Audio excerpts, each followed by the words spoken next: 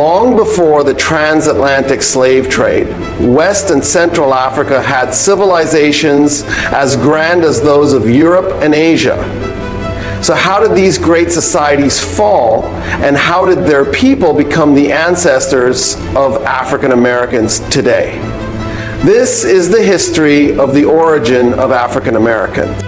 Long before the first European ships arrived on the shores of West Africa, the region was home to a number of advanced civilizations and sprawling empires. One of the earliest and most influential was the Ghana Empire, which rose to prominence around the 4th century CE. Located in what is now modern-day Mauritania and Mali, the Ghana Empire controlled a vast network of trade routes that connected the interior of Africa to the lucrative markets of North Africa and the Mediterranean world. The backbone of Ghana's power was its strategic location at the crossroads of the transatlantic trade. Caravans laden with gold, salt, ivory, and other valuable goods would pass through the empire's commercial centers, where they would be taxed and exchanged. This allowed the rulers of Ghana to amass immense wealth and resources, which they used to build a formidable military force and an elaborate bureaucratic system to govern their territories. The capital city of Kumbi-Sale was a thriving metropolis home to thousands of traders, artisans, and religious scholars.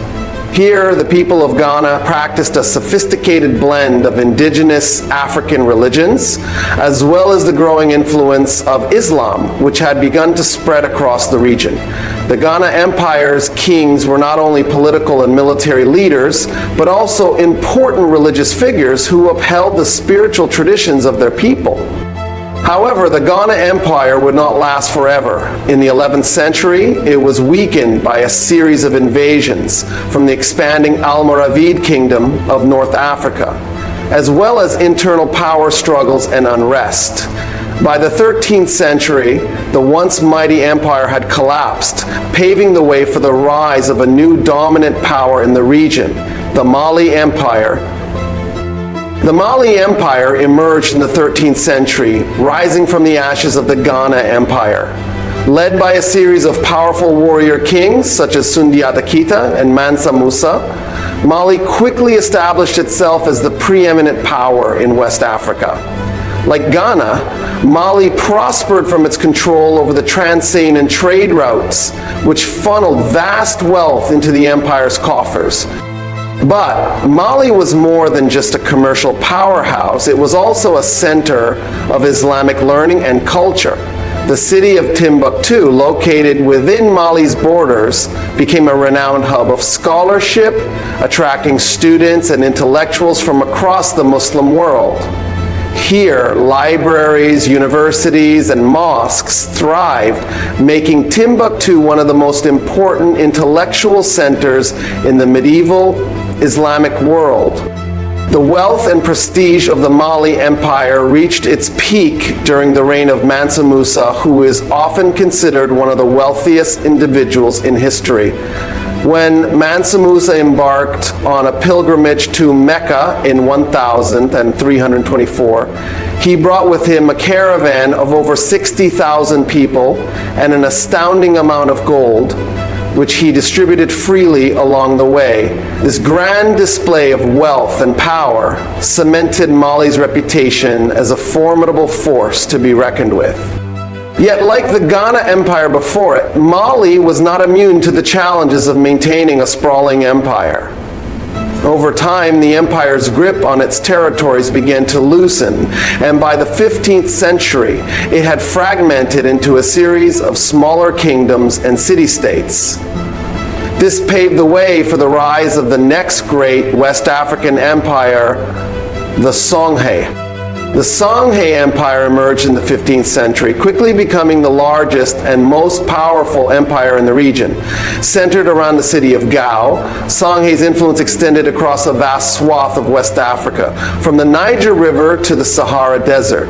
Like its predecessors, Songhay's wealth and power were derived from its control of the Transatlantic trade routes, which brought a steady stream of gold, salt, and other valuable commodities into the empire's coffer. But Songhay was more than just a commercial powerhouse. It was also a cultural and intellectual hub. The city of Timbuktu, which had previously flourished under Mali's rule, continued to thrive as a center of learning and scholarship under Songhay's patronage.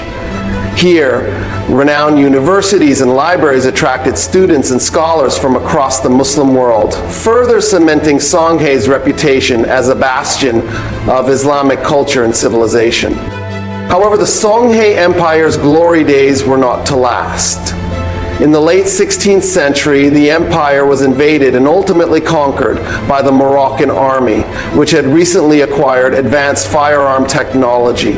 This marked the end of Songhay's reign as the dominant power in West Africa and ushered in a new era of European colonization and the transatlantic slave trade. While the empires of West Africa were thriving, another vibrant civilizational center was emerging along the Central African coastline. This region, stretching from present-day Gabon to Angola, was home to a number of sophisticated kingdoms and societies that would play a crucial role in the history of the African diaspora. One of the most prominent of these was the Kingdom of Kongo, which rose to prominence in the 14th century. Centered around the city of Mbanza, Kongo, the Kingdom of Kongo was a highly organized and hierarchical society with a complex system of government, laws, and religious practices. The Kongo kings were not only political leaders, but also important spiritual figures who presided over a syncretic blend of indigenous African beliefs and the growing influence of Christianity, which had been introduced by Portuguese missionaries in the 15th century. The Kingdom of Kongo was a major player in the burgeoning transatlantic trade, exporting a steady stream of ivory, copper, and other valuable commodities in exchange for European goods. This trade relationship with the Portuguese initially benefited the Congo, as they were able to acquire firearms and other technologies that strengthened their military might. However, over time, the relationship became increasingly unequal as the Portuguese sought to expand their influence and control over the kingdom. Congo's downfall began in the late 16th century, when a series of civil wars and internal power struggles weakened the kingdom's political and social fabric. This instability, combined with the growing pressure from the Portuguese, ultimately led to the collapse of the Kingdom of Kongo in the 17th century. The once mighty kingdom was reduced to a collection of smaller, fragmented states, each vying for power and influence in the region. Further south, another powerful African kingdom was emerging, the Kingdom of Ndongo, located in present-day Angola. Established in the 16th century, the Kingdom of Ndongo was a formidable military and political force, known for its fierce resistance to Portuguese colonization efforts. Led by a series of skilled and determined rulers such as Queen Nzinga, the Ndongo people fought fiercely to maintain their independence and sovereignty in the face of European encroachment. However, like the Kingdom of Kongo, the Ndongo kingdom ultimately succumbed to the relentless pressure of the Portuguese. By the mid-17th century, the once proud kingdom had been reduced to a vassal state, its people increasingly subject to the demands and exploitation of their European overlords. The collapse of these Central African kingdoms had profound consequences for the people of the region, as it paved the way for the transatlantic slave trade.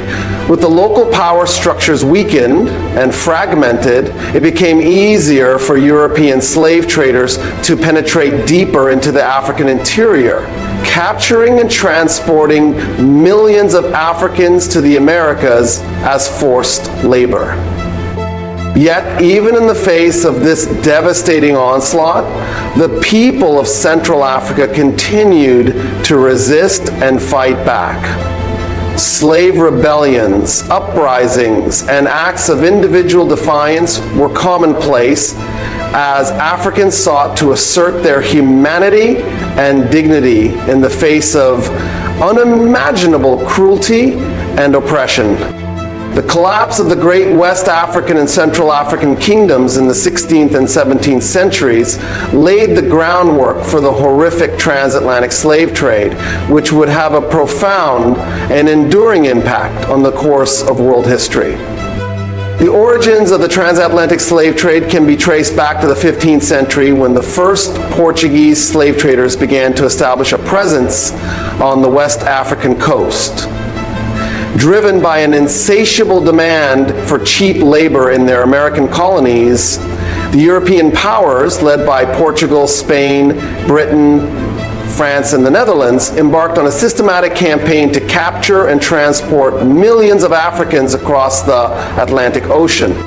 The scale and brutality of the transatlantic slave trade is almost unimaginable. Over the course of 4 centuries, an estimated 12 million Africans were forcibly removed from their homelands and shipped to the Americas, where they were forced to toil in the plantations, mines, and households of their European masters. This massive displacement of people was not only a profound human tragedy, but also a catastrophic disruption to the social, cultural, and political fabric of the African continent. The journey across the Atlantic, known as the Middle Passage, was a living hell for the captive Africans. Crammed into the dark, filthy holds of slave ships, they endured unspeakable conditions: disease, starvation, dehydration, and physical and sexual abuse. It's estimated that as many as 2 million Africans perished during the Middle Passage, their bodies simply thrown overboard.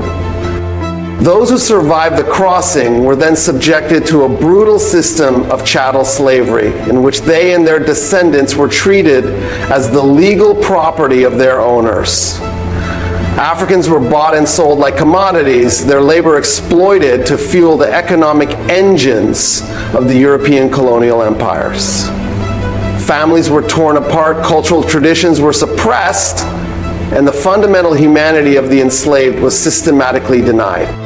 Despite the immense suffering and trauma inflicted upon them, the enslaved Africans in the Americas did not passively accept their fate. They fought back in numerous ways, from individual acts of resistance and sabotage to large-scale rebellions and uprisings.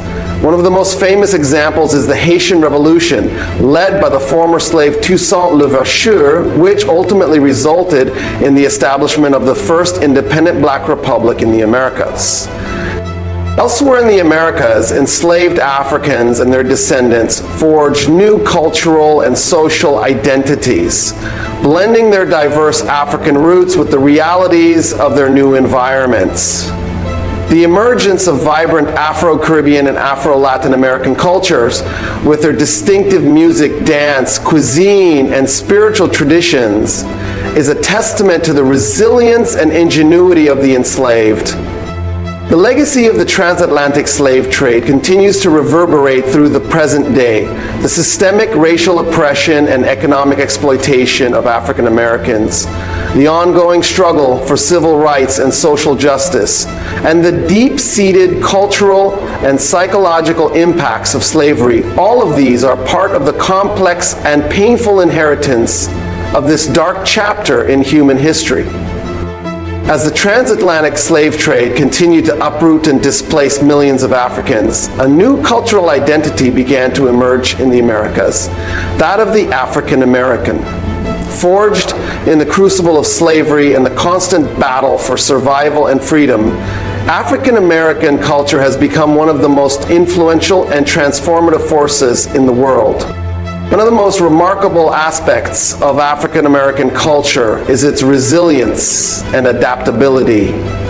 Stripped of their original languages, cultural traditions, and social structures, the enslaved Africans in the Americas were forced to create new ways of expressing their identity and maintaining a sense of community. This gave rise to a vibrant and eclectic cultural tapestry, drawing on elements from West Africa, Central Africa, the Caribbean, and the unique experiences of life under slavery. Music was one of the primary vehicles for this cultural expression. Spirituals, work songs, field hollers, and the blues emerged as powerful means of storytelling, protest, and spiritual sustenance for the enslaved. These musical forms would go on to have a profound impact on the development of jazz, rhythm and blues, rock and roll, and countless other genres that have come to define American popular culture. Literature and the arts also became important outlets for African American self-expression. Figures like Frederick Douglass, Phyllis Wheatley, and Zora Neale Hurston used the written word to bear witness to the horrors of slavery and to celebrate the resilience and humanity of the African American experience. Visual artists such as Aaron Douglas and Romare Bearden created powerful works that explored themes of identity, resistance, and the African American cultural legacy. The fight for freedom and civil rights has also been a central thread running through African American history and culture. From the slave rebellions of the 17th and 18th centuries to the modern civil rights movement, African Americans have continuously fought to assert their human dignity and demand equal rights and opportunities.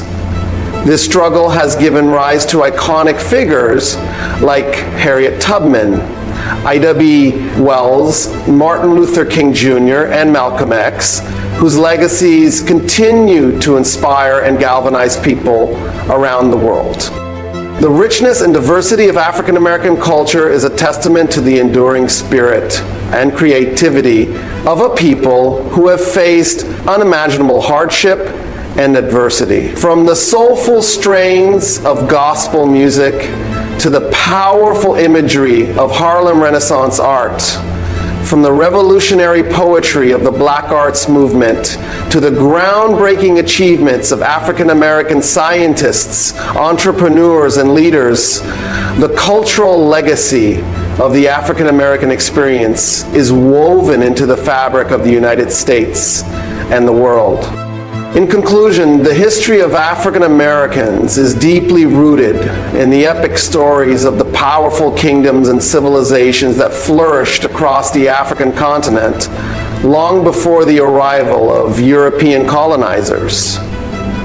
From the mighty empires of West Africa to the vibrant societies along the Central African coastline, the African ancestors of today's African Americans built thriving, sophisticated cultures that shaped the course of world history. The transatlantic slave trade, a horrific and dehumanizing chapter in human history, sought to erase and suppress these vibrant African traditions.